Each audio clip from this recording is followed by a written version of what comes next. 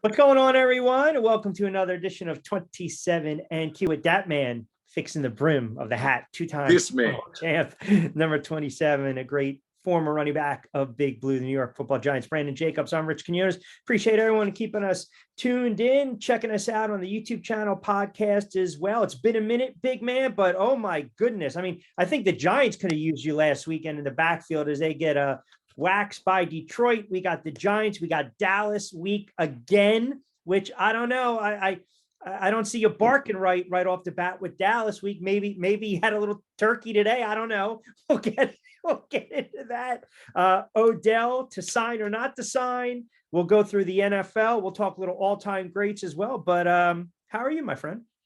I'm doing absolutely phenomenal, Rich. I can't be. I don't have a problem. All is well. My boys are still playing high school football. That's great. Where are they at right now? So we're going into the third round of the playoffs with opportunity to go ahead and be in the Final Four. Man, I think we're playing a team that's really good. Bleckley County, they're really good. They have a lot of athletes. Not too big. They're fast. They're physical. Got a lot of seniors on their team. It's going to be a big time challenge for us. We're the bigger team. We're the most physical team, and we got a really good quarterback that can do whatever you want him to do. And take whatever you give him. Our offensive line is really big. Defensive line is really big, and the defense is play physical to get after you. So, I mean, we'll see. But it's the first time in school history. We're making history every week from here on out. So the first time in school history, we won the region. Yep. First time in school history, we won a home playoff game. First time in school history that we gotten to the quarterfinals of the playoffs. So we're looking forward to the game on Friday night. That's fantastic. Let me ask you something. Do the high schools do Thanksgiving Day? They do no games on Thanksgiving Day because it's playoffs. Yeah, it's funny because in Jersey, like up along Jersey, Delaware, even North Jersey, New York, they typically they start the season a little earlier. It's almost like end of summer with high school. I mean, the kids throw in the jersey before they're walking the hallways with their buddies. They have a game or two under the belt. Then they do actually one of the longest rivalries in the country. It's over 100 years is Millville and Vineland, which is kind of down south, Auburn County. They play traditionally on Thanksgiving. No, but that's great to hear. And I saw you tweet it out. I guess now you're kind of getting maybe the coaching juice, a little more of that bug. I mean, do you think you would be interested in coaching college if given the opportunity? Absolutely. If I got opportunity to go coach college football now, I'm going wherever that is. I think I can help a university achieve their goal on whatever level it may be. I think I have a lot of knowledge on the game. I think I can recruit with the best. I mean, to get the type of players that I have at St. Francis, a small single-A school, which a lot of kids that I have at St. Francis, these kids wouldn't go there. Like St. Francis, is a small 1A school, private school, not going there, right? So, I mean, the type of bell cows I have to come to school, I think if you give me a university with a pretty good coach and pretty good facilities, I think I can do some damage as far as recruiting. Is it something where you would come in position coach, assistant coach? I mean, obviously you have the pedigree and you have the head coaching to come in and be a head coach. Absolutely, but I'm looking more to be a part of the coaching staff or just maybe work in recruiting and coach whenever needed. But I want to be a part of a university. So next year I'm gonna stick my nose out there. Well, this summer I'm gonna stick my nose out there and kind of see what I can come up with. Good. I think you'd be a good coach, man, because I think you kind of understand the younger players. And again, it's like the credibility, right? You can sit there and say, hey, I've done this before. I've been there. I get it. So you can kind of speak to the kids. I think that goes a long way, and we'll get into it a little bit, the transition, like what Deion's been able to do. And now you got a couple schools that are looking at him. Well, you know what? Let's get into it right now. We'll save the Giants for the second half of the show because I kind of like the segue and the transition. So right now, I guess there's reports South Florida, right? Or I'm sorry, Colorado, a couple schools that he's looking at. Are you surprised that he's been able to just step in right away and be that leader of men and turn programs around? No, I'm not shocked at all. He's Deion Sanders. He's Deion Sanders with the swag. Deion Sanders with the drip, player coach. but we're going to demand respect. Right. The guys want to be around him. The kids love being around Prime, and you can see it. He's turned Jackson State around from shit to sugar. Yeah, I like that one. Like he's done a lot of great things, man. He's won in recruiting.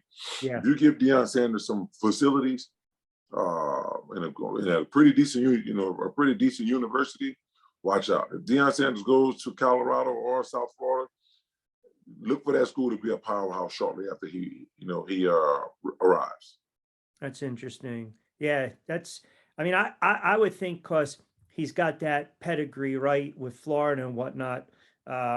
Was it Florida State where he went to college? USF would be kind of like that nice fit. I mean, ultimately, it is always about recruiting, is it not? It's Mm-hmm. you have to, like, I would have the argument for years on the air when we were talking about, say, Rutgers in my backyard.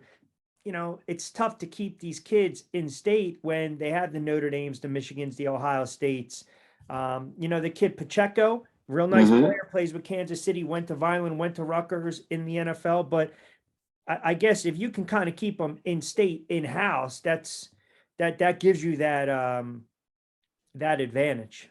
Absolutely. I mean, when you recruit, man, and if you can go to anybody's backyard, if you're a recruiter and you go into anybody's backyard and steal their best player, you always gonna have an opportunity to win. That's our Nick Saban at Alabama. He's been able to go to Louisiana and get the 5 stars. He's been able to get the 5 stars out of Alabama. He's been able to get the 5 stars out of Georgia and Florida. Yeah. Which is why Alabama has been on the top. Now Georgia is winning. Georgia's winning, and now they got NIL. So kids got other reasons to go in other places. Now you don't see Alabama dominating as much as they had in the past. And granted, you're a year or 2 years into NIL, that shouldn't matter as far as losing players. But I mean, you're getting kids like guys is going there, man, and going to these other universities and just trusting the process now. You think Lane Kiffin takes the Auburn job? No, I don't think Lane Kiffin takes the Auburn job. He's already. I don't think he takes the Auburn job. I think a job like the Auburn job would be good for Cadillac Williams and or Deion Sanders. Those are the only 2 guys that could actually turn Auburn around as far as recruiting is concerned. Yeah, I saw you come out and you openly petitioned for Cadillac, which I thought was pretty cool. I think you have a leg up when you're part of that university and you kind of know the lineage, right? And you kind of know. I mean, you think it puts, say, a former player like Cadillac, is there more pressure to come in though? Let's just say if he took that job, or if he was offered the job and be successful, right? How many times have we seen like former players try to come in and all of a sudden, I mean, we're seeing it after 2 games in the NFL with, say, a guy like Jeff Saturday, interim tag, so to speak. But is it more pressure to come in if you had a successful career at that university, at that school, and come in and coach? If you hadn't been at the school prior to getting that job, I would say yes, there's more pressure. But Cadillac has been there through the worst. He's been there. He's been a running back coach there he was there for 2 years prior to this. Yeah. This is his 3rd season there. So I think it's a little bit different because you know the personnel, you know the kids he's dealing with, you know what he has. And I think Cadillac, if he had an opportunity to get a coaching job, a head coaching job at Auburn, I think, quite frankly, that's where he wins in recruiting because he get all of his guys he known for years that played with him in college. They had a chance to go to the NFL to come out and give them and help him coach the team, help him recruit, hire these guys and bring them in and so on and so forth. I think the recruiting needs to change at Auburn, like before anything. And I think Cadillac is the right guy to do that. So right now he's interim coach. Right, yeah. Right now he's interim coach, and they keep looking at all these different guys to bring in, but you can't bring a guy outside of the program and expect him to come in and win in recruiting. It's all about recruiting. If I'm a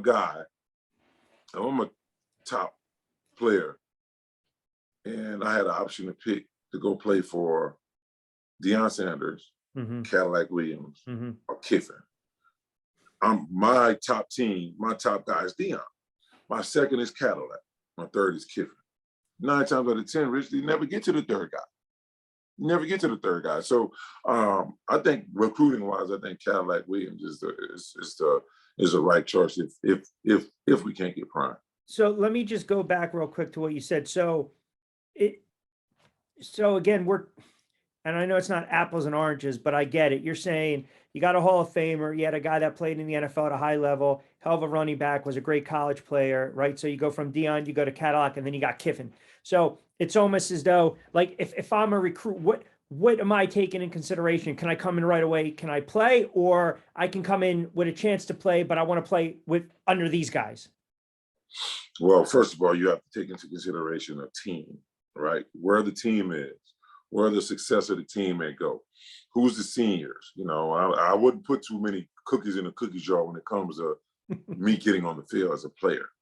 I'm not going to make my decision off of that because they may or may not be ready.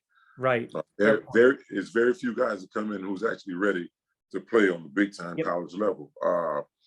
I'm looking at more the coach, the longevity of the coach, what he's done, and what's around me. Will my team be good? Will I enjoy my Saturday nights on campus after games because we are good, or will I not? You know, you got to look at that type of stuff. I don't think putting emphasis on being a guy that can go out there and start as a freshman on making a decision on going to school or not. So do you think Auburn, I mean, that's a sexy job, right? I mean, so do you think Deion wants that job, or go ahead? I don't think he wants it. I don't think he wants it. I just think it's had so much going on at Auburn where coaches aren't really getting these full opportunities and where they got so much going on in the background that, you know, it's not really is a sexy job, but it's not as appealing because no one knows whether or not they'll keep a job for more than 2 years. If they tank their first year, they're already on the hot seat. Yeah. So what do they need? You said something a couple of minutes ago. They need to change their recruiting. What do you mean? They need to change their philosophy or where they're? No, I mean the recruiting. They had a West Coast staff.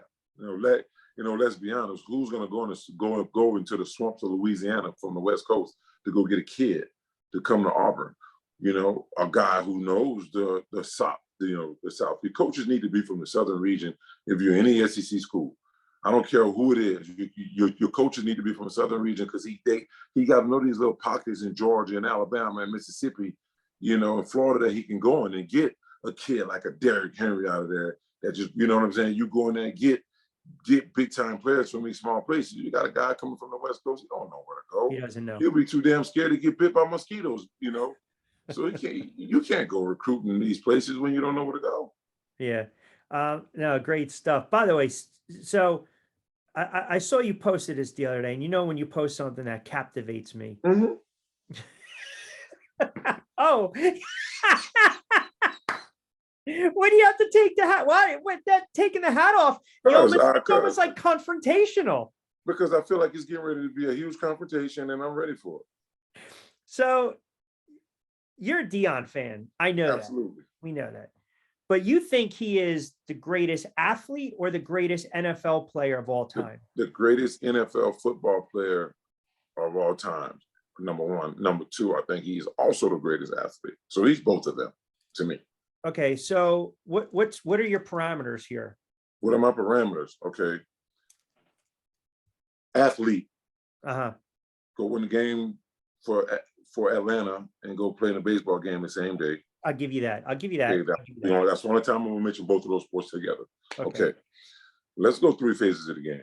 Name me one football player out there that has scored touchdowns on all 3 phases of the game, who's been effective on all 3 phases of the game outside of Deion Sanders. I know it's a fair point. I mean, I was looking at his stats, and I think people forget the corner position that he played, and they look at the punt returns, the kickoff returns. I can only equate, and he never played defense, is back in the day, a guy like Terry Metcalf, who punt return a kick, right? We're seeing it with a guy like Cordell, but Patterson, great player. I hear what you're saying defensively, the shutdown, the Pro Bowls, the All-Pro, what was he, 6-time first team, All-Pro, Pro Bowler, won a cup, a Super Bowl, a champ. I think he was Defensive Player of the Year as well. Defensive Player of the Year twice. Okay, so I don't even know. I mean, and you're probably going to bark right now, but can I just give you some names first? Yeah, go ahead. Okay, absolutely. So let's start with some of the obvious ones, right?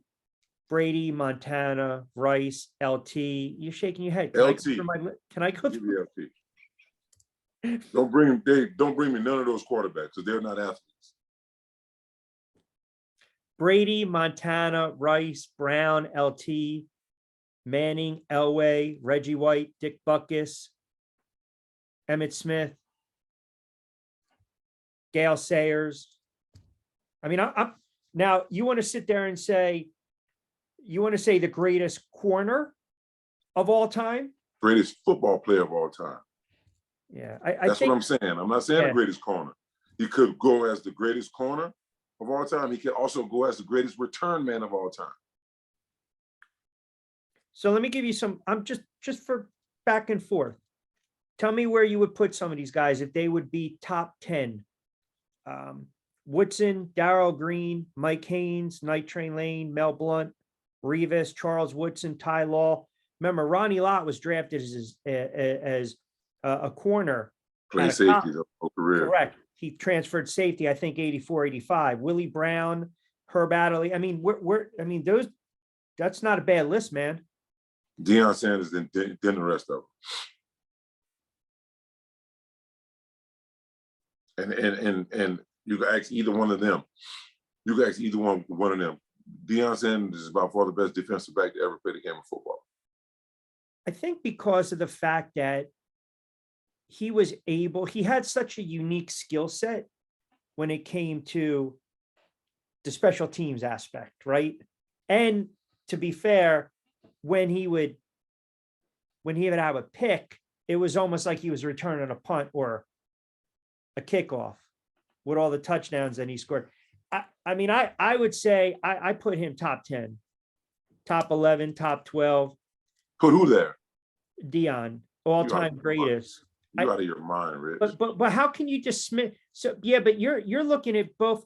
Why are you dismissing the quarterbacks? Why are you dismissing? Because they're not quarterback. They're not running. If you give me a quarterback for as far as athleticism, give me Vic.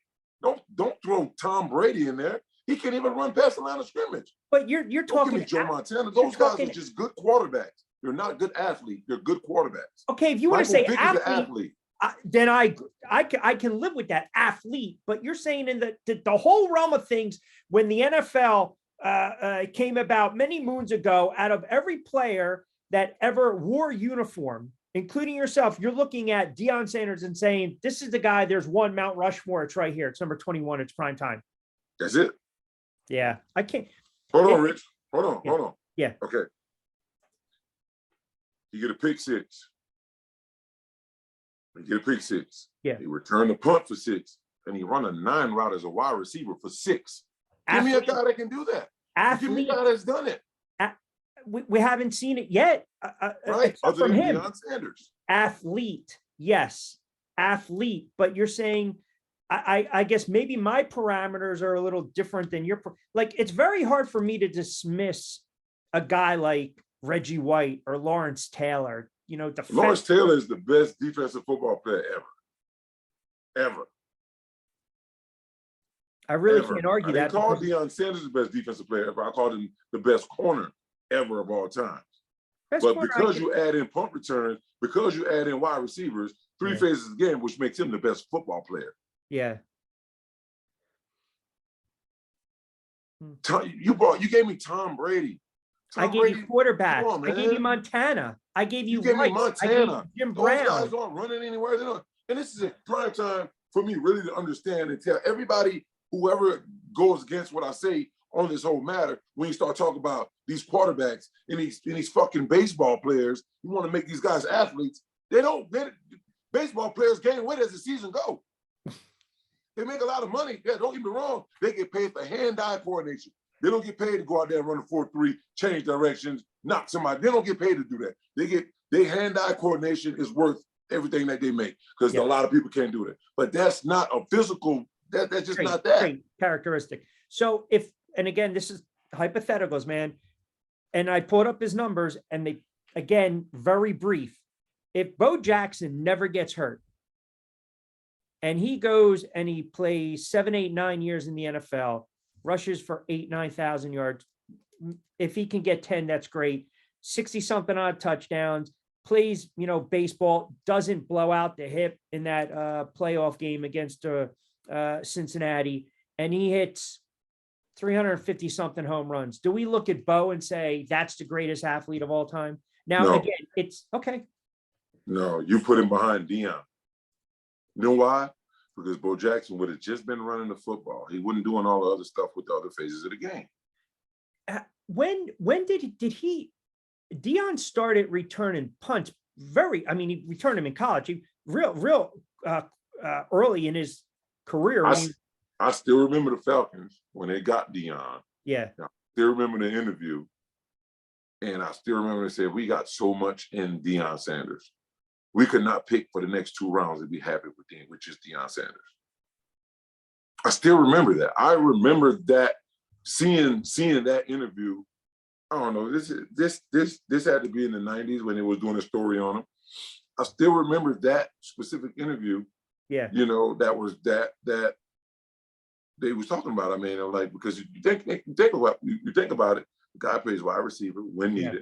The guy plays corner when needed, and he goes back and return punts when needed, and he's effective at everything.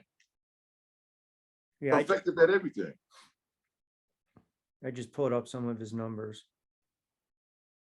You know, people forget too with some of these guys. I mean, and you have to go back. I remember Dave Winfield could have played college basketball, got drafted, I think ran track, and he was recruited in another sport. Like, I'm looking at some of these guys, right? Deion, baseball, football, obviously. Deion he played basketball too. Played basketball too. Ran track.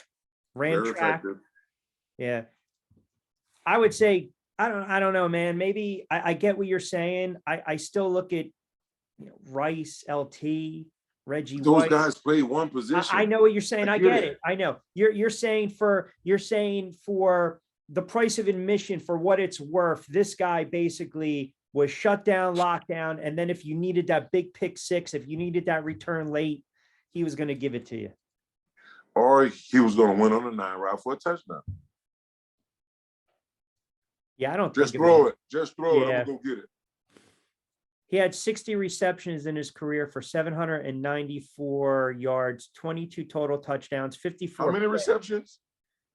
He had in his career, he had 54 picks. He had over 1,300 interception yards, which meaning a lot of them went back to 6. Yeah, exactly. 60 receptions for 784 yards, 22 total touchdowns. And then obviously we know everything about the accolades and the punt returns and the kick returns. I mean, people forget too, he retired for a couple of years, then he came back and played with Baltimore after Washington. I don't take nothing from the rest of the guys. I think LT is the best defensive football player ever. Right? LT didn't play offense, so I can't give him the best player ever. I call him the best defensive GOAT of all time, and that probably you would agree with me. Everybody else watching this that would agree with me. But when you start talking about, like, Jerry Rice, the best wide receiver of all time, right? Not close. Yeah. Right. But when you start talking about Tom Brady, man, come on. I have to respect that. But what about Montana? Respect that. I can't put him in with the athletes. I'm sorry. But see, athlete is one thing. If we're going player, everyone's got different parameters. It's all subjective. Winning Super Bowls, championships, MVP. You can't go player. You can only go. You ask me. You can only judge a football player by position. Yeah. You can't judge him by overall player unless you are a Deion Sanders, who was a player, played offense, played defense, and special teams. Was effective at all 3 phases.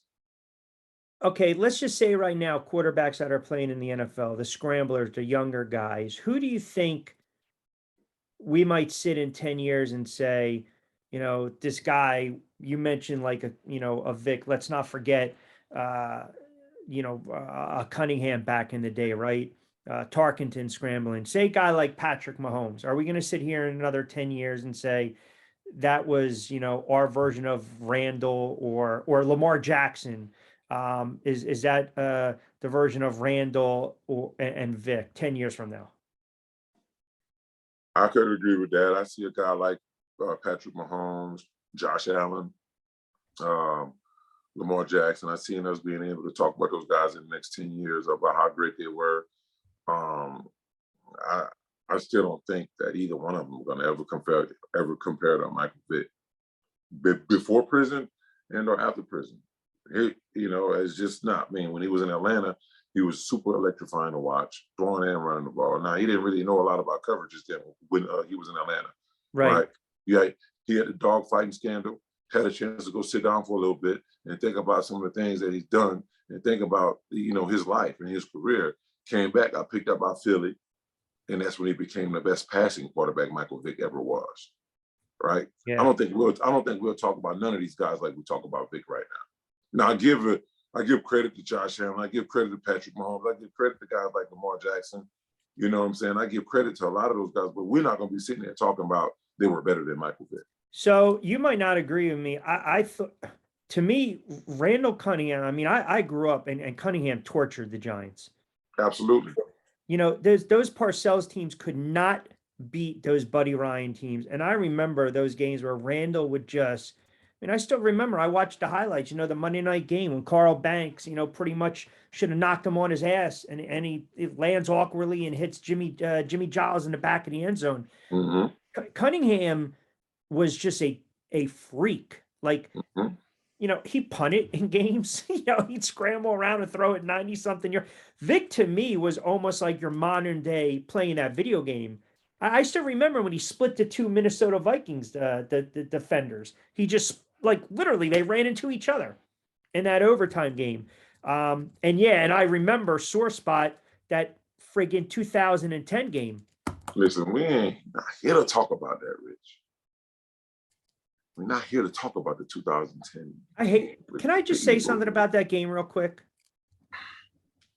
Because you mentioned Vic. So the Jets, it's a good segue, man. So bear with me. I'm not trying to pull teeth here. The Jets punt away right down the middle of the field the other day, and everyone's, first of all, I can't stand the fucking term walk off. You don't use it in football. Stop. It's just stupid. You say a game-winning return. But anyway, so everyone was talking about, remember Deshaun. Apples and oranges, man, because that game that year, after that, you guys spit the bit. That basically was a gut punch, was it not? It was. It was terrible. It was the worst feeling I probably ever felt. It was bad. It hurt bad to have your divisional rival, you're an hour and a half, 2 hours away, down as much as we had them down, and they come back and end the game like that. It was, it was not great. Oh no, I broke a TV that day. I'm about to cry, Rich. Let's just stop. All right, I'm sorry. We don't want to. That's. I'm watching the Jet crap unfold the other day. I'm like, oh my God, only the friggin' Jets can lose a game like that. And it actually prompts the discussion afterwards. And I want to get your thoughts on this, talking about some young quarterbacks. Zach Wilson, Robert Saleh made the decision today, and I'm pretty sure he made it a day or two ago, that they're going to bench him. They'll go with Mike White against Chicago. Now, I don't know if Fields is going to play or not. It might be Trevor Siemian, who knows. Against the Bears, that line moved a little bit, but Wilson was 5-2 as a starter, but 2 games against the Pats, he stunk up the joint, threw for 77 yards last week. And then afterwards was asked, hey, do you think you let your defense down? And he was pretty adamant. He came out and he said, no. Now, I'm hearing all this chatter with the talking heads on the networks. And then, the talking heads and social media got this guy benched. Really? Seriously? It's the most asinine thing I think I've ever friggin' heard. All I know is, and this is me, and you tell me if I'm off base here. You've got a young kid, high draft pick, 2nd round pick, comes off a little arrogant, little cocky, a little entitled, stands up there pretty defiant after a bad game where the defense, Super Bowl caliber defense, carries them. They had an opportunity to beat New England, their rival, doesn't. They lose for the 14th straight time. And all you want in your young quarterback, now again, stop me if I'm wrong, is to be held accountable, where you sit up there and say, you know what? These guys busted their ass on defense, man. We didn't do anything as an offensive unit. That falls on me as the leader of this team. I have to play better. I feel bad for those guys, but we're going to go out there and we're going to let it rip next week, and we're going to see a better offensive performance. Is that so hard to say? No, it's not hard. It's accountability, man. A lot of these young guys these days don't really have it. So yeah, I mean, it's easy to sit up and do that, and mean it. So if that's what it was that cost him his job, which I don't think it was, to be honest with you, like, no, it doesn't cost a coach a job when he doesn't take credit for the loss. I don't think that costed him a job. No, I think the fact that he made those comments, I think, listen, you've said this how many times on the show? You guys, what was it called? The Players Council? Yeah, leadership committee. Okay, leadership committee. Thank you. Where you guys would air your grievances. I bet you somehow it leaked out or afterwards with that press conference, and some of the defensive players are probably looking around saying, you got to be kidding me with this shit. And I don't know after the game how much you guys, after post game in the locker room, I don't know if you guys still hang around and you would talk to Coach Coughlin or stuff like that, or that's maybe something you guys do on a Monday. But the way social media is now, that clip got out. It filters down to probably position coaches who turn around and go to Robert Saleh, and he's probably thinking to himself, all right, let me bring these guys in. Let me hear what they have to say. And this is, again, just me. You tell me if I'm off base. The players probably said, you got to humble his ass in so many words. Yeah, I mean, not having an opportunity to nip it after said it that night, had a chance to come on TV an hour after, them hearing everything he said, and it simmer overnight, create anger and animosity, which can cause them to make a decision like they made. But you always supposed to take good credit and bad credit, right? When you go out, you do something, you play like shit, you put a defense in a piss poor position. Especially when you got to take it. When you're the quarterback and you pass for 77 yards, and you got to take that. Really, yeah, you haven't really played particularly well. His numbers this year, they're not good, and I'm just wondering. I saw it was like 1,200 yards, I think like good. 1,239 yards or something like that. But he like had 4 touchdowns. I thought he was so much better than that. I don't follow the guy. I hear you. saw him in the news a couple of weeks ago about one of his mom's friends. That's probably all I saw about him, for real. Shocker! Shocker! You highlighted that one. That's all I saw. This guy over here, 4 touchdowns, 5 picks, 1,200 yards, second overall pick, 2021. I don't know, man. They kept trying to equate it to, Phil Simms. He had injuries, he struggled, then had the big year in '84, and then obviously 2 years later they won in '86, Giants' first Super Bowl. Eli, his first couple years, and again, you can speak to this.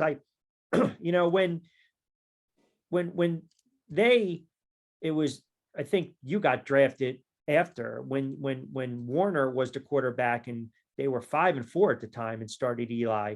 Giants had that losing streak. They beat Dallas to close out the season. Then they handed over the reins. I can't imagine Eli ever, from all the years that I've watched and listened, I just can't even recall one time where it wasn't, he sat up there and laid blame at somebody else's feet. No, he's never going to do that, because that's just not how that's just not how he was.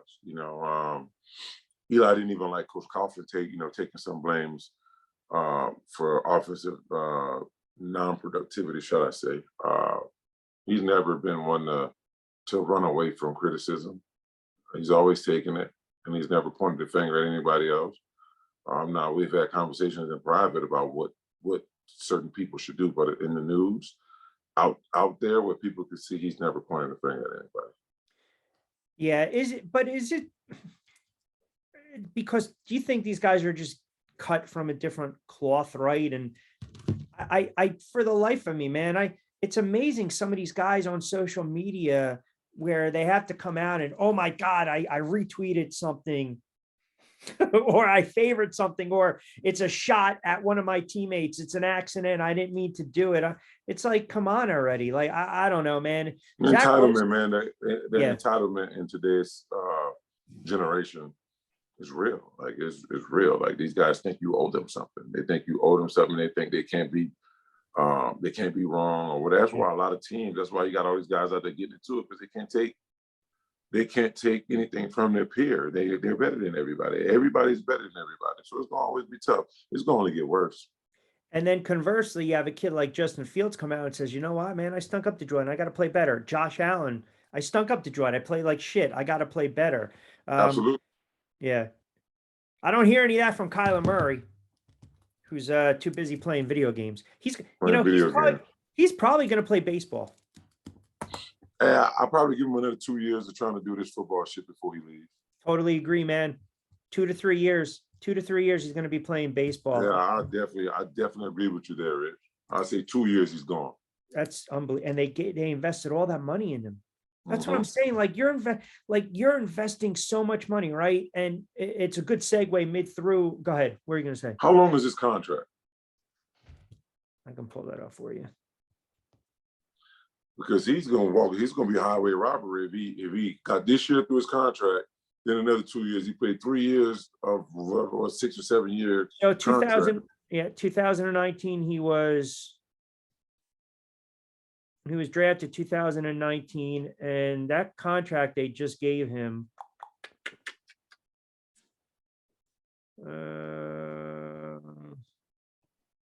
Was it 2020, right? Or in the offseason, they just signed him. Yeah, they just did it because I remember them putting a stipulation saying he had to do so many hours of studying. Yeah. In order to get something. Yep. No, you're right. 5-year deal, $230 million contract extension to stay with the Cardinals. $160 million was guaranteed. So they picked up the 5th-year option back in April of 2022. Damn. Wow. So he's going to walk away with most of his contract in 2 years. That coach might be out after this year, Kingsbury. I mean, the GM need to be gone too. Yeah, I don't know what the hell they're doing. By the way, talk about mistakes. I still believe it's a $240 million mistake with Denver. That coach is going to be gone. And Russell Wilson, I think he's shot, man. Yeah, they say he has less touchdowns. He has more bedrooms than he has touchdowns. He has what? More bedrooms in his house than he has touchdowns. I keep seeing that pop up on Facebook. That's not bad. That's not bad. All right, listen. It's a big game tomorrow, man, for the Giants. I mean, you talk about the walking wounded. Okay, I will ask you this because I've been dying to talk to you about this. It's so easy Monday morning quarterbacking, right? And it's funny, we're talking about Deion. So Richie James, the fumbles, the concussion, get him out of there against Seattle, not going to return punts. They put Adoree Jackson back there, and unfortunately, he gets hurt. I mean, it's football, man. Like, I can't Monday morning quarterback. I mean, maybe they could have tried to pull someone off the practice squad or just say, hey, field the punt, but it was a 12-yard return. He's lost for a couple of weeks. He's playing at an all-pro level. That crushes the secondary, but it's almost like the after the fact. Everyone's killing Dayball and saying, why'd you even have him back there in the first place?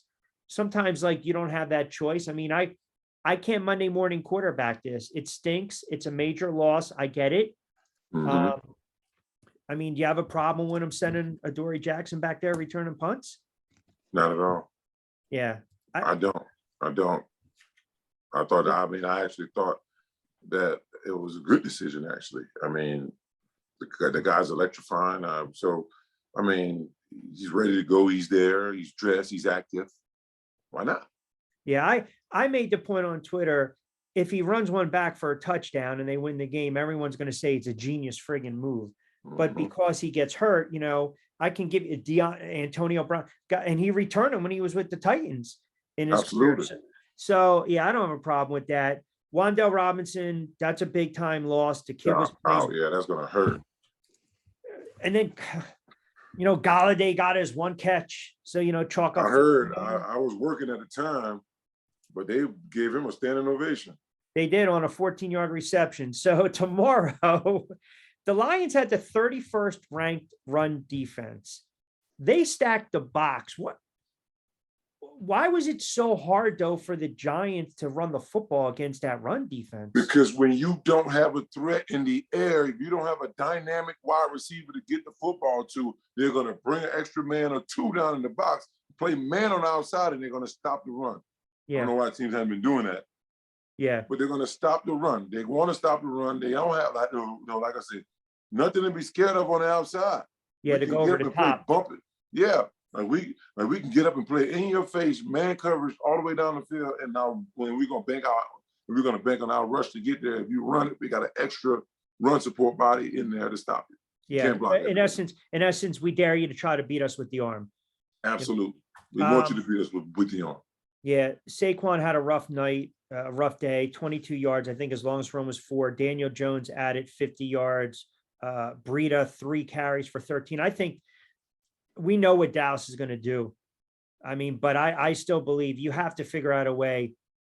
Breida, Barkley combined 35 rushes, man. You just have to just hammer that home. And look, target Galladay, Slayton, target these guys 15, 20 something odd times, something, because now you're going in with a banged up offensive line. You still don't have the tight end. You know, your quarterback's going to have to make some plays tomorrow. I mean, that's just the bottom line. Daniel Jones, RPOs, those read options, use your legs a little bit. Man, that line went from 9 to 10.5. Now it's sitting at 10. And you're looking at Dallas. They thumped Minnesota, right? So think about this. Minnesota has that emotional win in a game they shouldn't have won against Buffalo. So maybe they come back down to earth a little bit. They get waxed at home. Dallas puts up 40. Dallas is feeling pretty good about themselves. Now, turnaround short week, they're pretty much a healthy squad.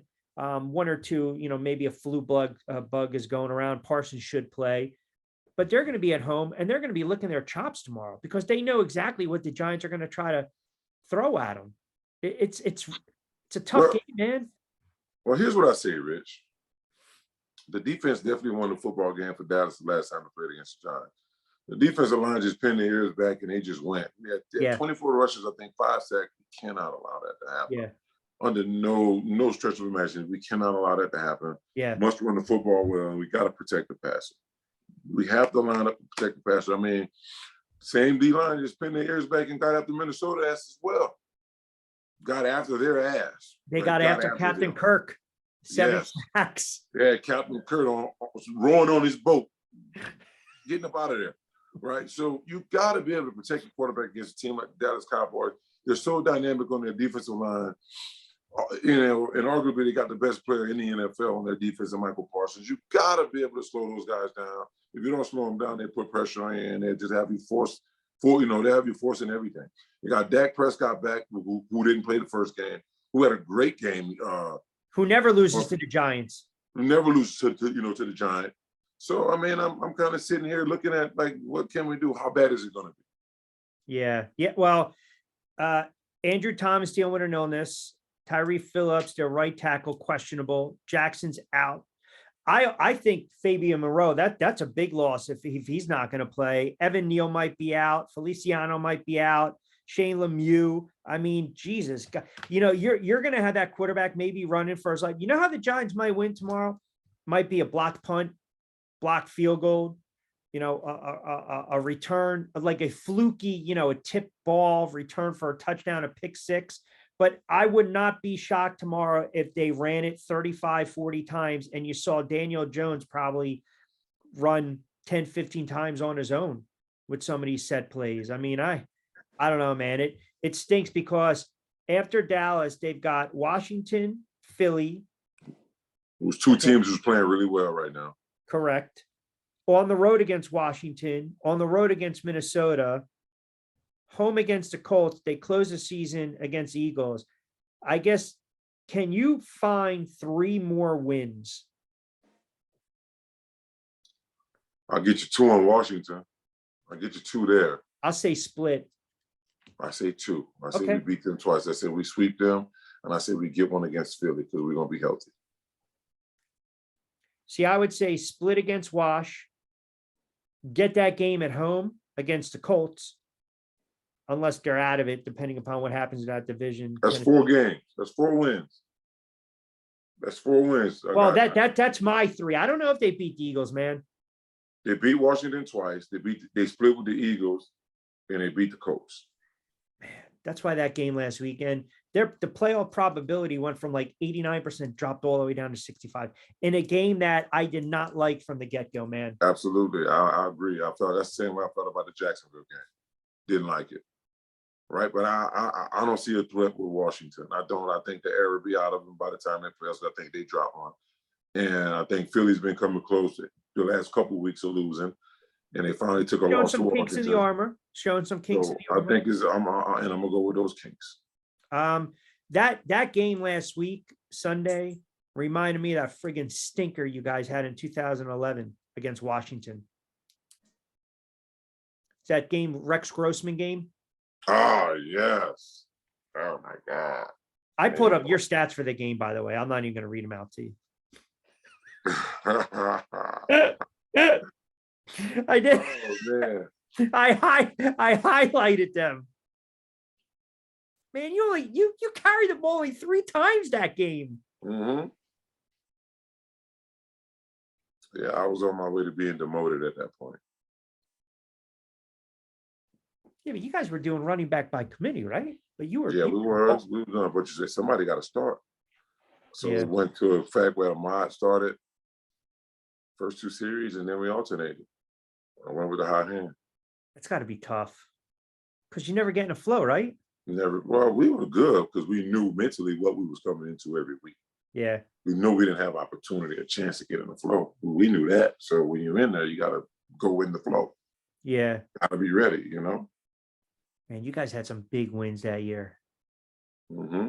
New England, the Dallas Sunday night game, then the Sunday night game in MetLife.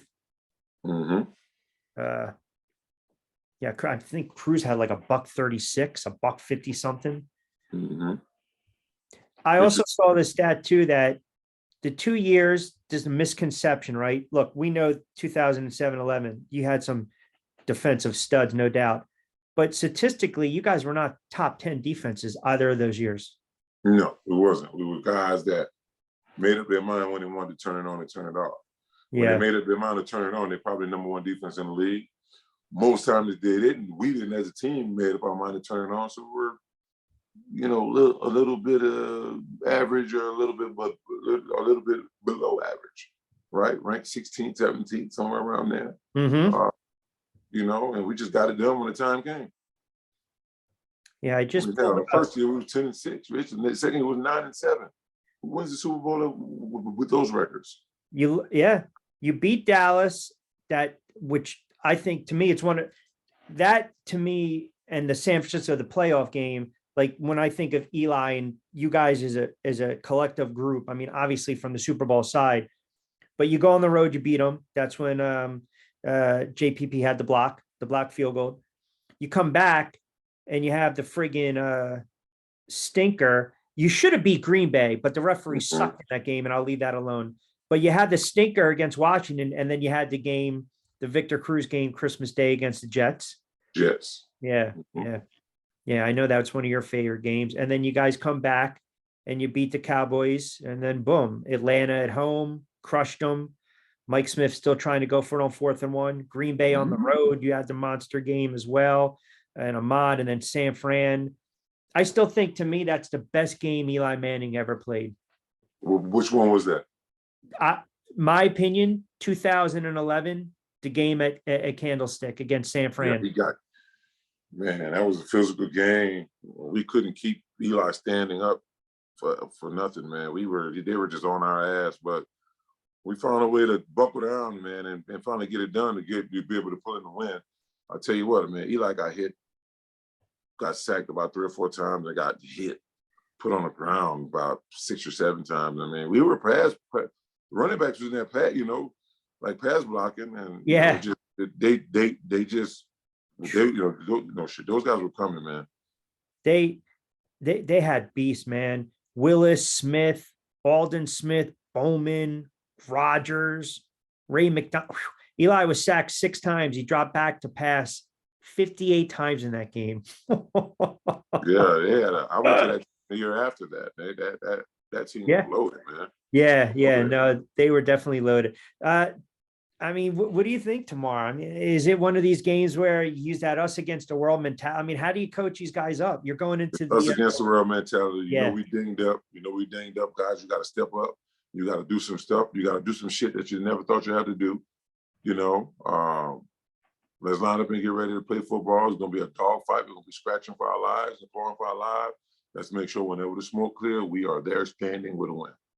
You mentioned that they don't have that threat. I know everyone's clamoring for Odell to return to New York, and he knows what he's doing. I think he has an idea of where he wants to sign. I've argued with people this week. I'm like, you know what? The Giants losing to Detroit and Dallas beating Minnesota the way they did. I don't think that's going to sway him either way. I think he has an idea, and you can go pros and cons. So it's not like if you sign him Friday, he's good to go already. And who's to say he's going to be effective? So I guess my question is, everyone out there is like, you got to go and you got to sign and you have to get him. You have to sign. Okay, but do we even know how potentially effective he would be? And No, you don't. I think he can help us out because I think he'll be a better option than what we have. yeah. Does he want to come to a team that just lost to the Detroit Lions? And But- going into the most difficult part of the season, pretty much, does he want to come to a team that just dropped one to the Lions? I'm not sure. Does Odell believe in the quarterback enough to come here? That's what I was going to ask you. You know, does he believe in that? Like, does he believe in this stuff to be able to come here and play and be effective? The whole Dallas Cowboy talk, I hope that's not the case, but those are the only two teams he's looking at. I got to say Dallas is probably going to win that bet.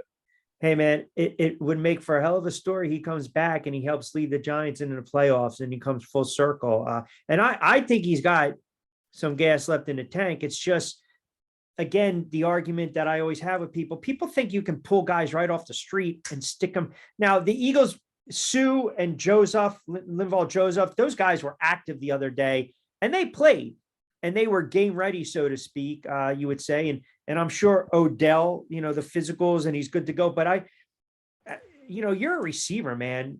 Defensively with tackles, just go, clog up the middle, man, be disruptive. You got to get the timing with the quarterback, right? I mean, I'm sure he knows the playbook and stuff like that, but you do have to develop some type of rapport and get your reps in. I mean, for a wide receiver, man, it's a little bit different than the defensive line, linebackers, and all that. I mean, they're out there running routes on a daily basis when they're trying to come back to play. So, I mean, they're doing one-on-ones all the time. So I don't think him coming back and being in game shape is going to be a problem because I think that's the type of stuff he's doing now. I think he'll be effective wherever he goes. I just hope it's the Giants. I don't think he'll be missing a step, like that. I don't want to hear fans get on him if he decides to sign with Dallas. I mean, if he does, you know how the fans are, though. But you know how they are. Yeah, I do. But people on social media, you're not going to sway him either way. I guess that's my point. He's going to make the best decision that's going to be best for him. It would be something to see. Listen, I think Daniel Jones has played well enough this year where, I mean, even last week, 350, they had to come back and throw the football down so much. He added another 50 on the ground. All right, the one pick, Hutchinson made a great play. The other one's on fourth down. He hasn't really turned the ball over. I think he's played well. I just don't think he's got a ton of weapons around him, right? I mean, Tony, you trade him. He's already hurt in Kansas City. Galladay's been a $72 million dog. He has. You can't rely on Sills or Richie James. Robinson gets hurt. You got Slayton. Shep tore up his knee again, so you don't have him. I mean, Bellinger, the tight end, you don't have him. So it's like, what Who do more you throw the ball to? I mean, if Odell were to come back to this Giants team now, he'd be the only option. Is that a good thing? I don't know. The guy has a Super Bowl already and was on his way to an MVP performance before he got hurt.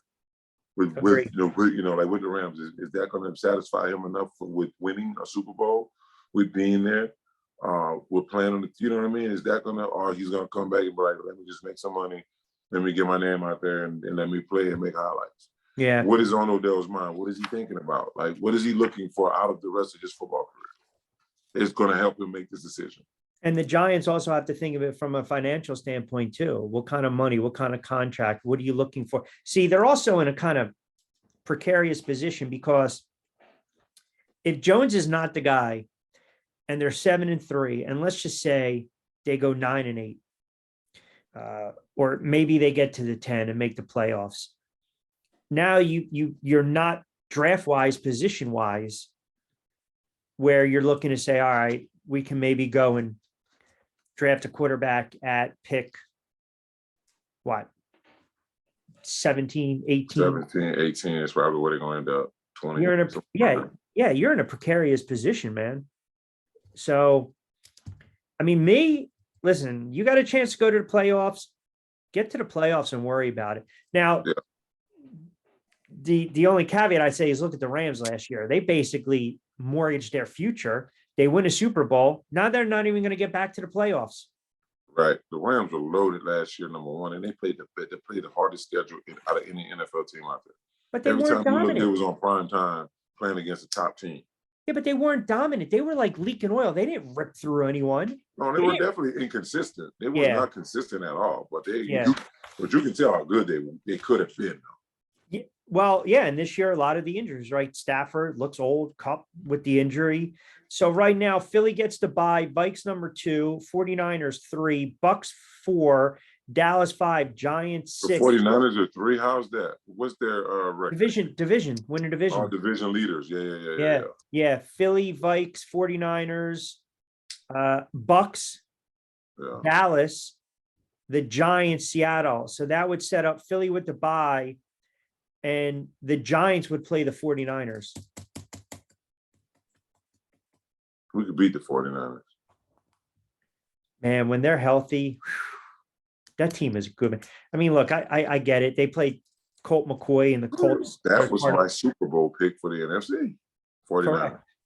And mine is still Minnesota, and they got humbled. And then in the AFC, Kansas City, Miami, the Titans, the Ravens, the Bills, New England, Cincinnati, man. That's a huge, huge game. Cincinnati and Tennessee is a huge game this weekend, man. 6-4 and 7-3. I gotta go with Tennessee. Yeah, you know what? Don't sleep on the Titans. Mm-mm. You get Henry in the playoffs, right? And we can agree Tannehill is the better option right now, quarterback offensive. Absolutely, I could definitely agree with that. How about tomorrow? The Bills are laying 9.5 against the Lions. You think the Bills cover that? Absolutely. I actually think the Lions cover that number. I think it's going to be a lot more closer. I'm starting to see a little holes with Buffalo here. A little bit. Well, Buffalo they win the game by 13. All right. He says 13. Patriots and the Vikings. That's the last game. Pats 6-4, Vikes 8-2. Minnesota is laying 2.5. They'll cover. Yeah, I think so too. And the last game, which is interesting, Atlanta 5-6, Washington 6-5. They won a couple in a row. They're going to stick with Heineke. They're laying 4.5 points. They won't cover. All right. What's on the menu tomorrow? Man, the typical Thanksgiving food, man. You got turkey, you got ham, you got, dressing, you got stuffing, you got mashed potatoes. A little sweet potato? A little yam? Sweet potato, we're gonna have some yam. We're gonna have all of that shit, man. We're gonna do our thing here, man. Do you stretch it out?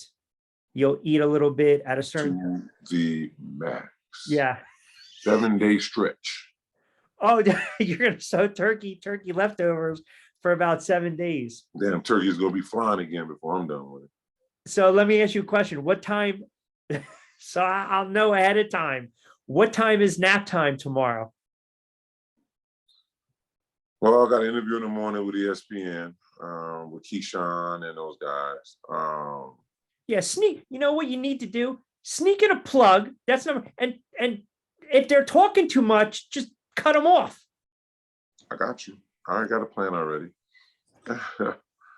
What time is that? What time is that interview? 8 o'clock, 8 a.m. All right. Bookmark. So I'm probably gonna take a nap around, I don't know, 11:30, 12-ish, somewhere around there, and wake up around 2, eat, and enjoy the rest of the day. Spicy margarita tomorrow? Spicy margarita tomorrow, and whatever else So in my way. you know the Giants kick off at 4:25. I do know that. All right, because I notice sometimes on a Sunday, if I text you, which I do a lot during the games, I know if I don't hear back in 20 minutes, that pretty much out. I'm out yeah, like a yeah. light. And then I stop. I don't want your phone to keep beeping, because I was looking like my random. And then last week when you were at the game, I just randomly, I'm like, oh my F God, the Jets lost on a punt return. Like it's boop, boop, boop, boop, boop. Yeah, I was at the game. I couldn't even watch no other games. You didn't miss much. All right, well that's good. All right, so I got to make a note. 11 to 1:30. The bear is sleeping. The big man is sleeping. All right, brother. Next week we got to get into some boxing because yeah, we got some good boxing. We got some good fights coming up, man. Yeah. I made a prediction on one of the fights. I'll wait till the show to do that, and people think I'm crazy. Is it the Garcia fight? Oh, all right. Well, we'll hold it off to next week. That's fine. No one thinks you're crazy. You have an opinion. That's a good thing, man. Opinions are good. You're not supposed to agree with everything, right? They think I'm absolutely I'm phenomenal. I'm bad. I'm terribly crazy by making this assumption. But you know what? I've heard. Listen, people. Sometimes people say things. They have an opinion or they have a take, and once in a while, the sun shines on a dog's ass, and you get one right, right? And then see, I told you. I told you. There you go. My whole point exactly. They can't. I will not allow anyone to discredit you. How about that? I appreciate you, my guy. Don't worry about it. All right, so we gotta wrap it up. Don't forget, everyone, check us out on the YouTube channel. Also, Spotify, Amazon Music, Buzzsprout, 27 and Q. Follow the big man on all social media platforms as well. Keep those tweets and subscriptions coming. So what time's the game Friday? Is that going to be streamed? Is that live? 7:30. I'm not sure if it's screened or not, but it's on 7:30. You can watch on it's a St. Francis football page where they live stream the games from there. On YouTube or Facebook? Sure. On Facebook, yeah. Okay, perfect. All right. Got a tough one, man, but it's not one that we can't win. Line up and do what you're supposed to do. Push these guys around and win the damn game. That's it. And then Gatorade shower after that, right? Gatorade. Absolutely. Going to the semifinals, man. That's pretty impressive. 8 playoffs in Georgia. That's pretty big. Yeah. There you go. Add that to the resume. So, all right. Hey, good luck with it, man. I know you guys are going to crush it. And hopefully that's live. I'll definitely get people to check it out. Have a good Thanksgiving day. Try not to sleep too much when 4:25 rolls around, will you? I got you, man. Real Rich, I appreciate you, man, and everybody out there, all of our watchers and listeners. Happy holidays. I hope you guys enjoy your Thanksgiving. Eat enough where there's not that much leftovers. Don't give your dog any cooked bones. It splinters their stomachs and make them bleed from the rectum. So you guys definitely it's a holiday message. Happy holidays. Remember, live with good humanities, right? Please, thank you. Yes, ma'am. No, ma'am. Yes, sir. No, sir. Please and fucking thank you. You guys have a great one. From number 27. Everyone have a good turkey day. For Brandon Jacobs, big man, I'm Rich Quinones. Appreciate you guys keeping us locked in. We'll talk to you next week.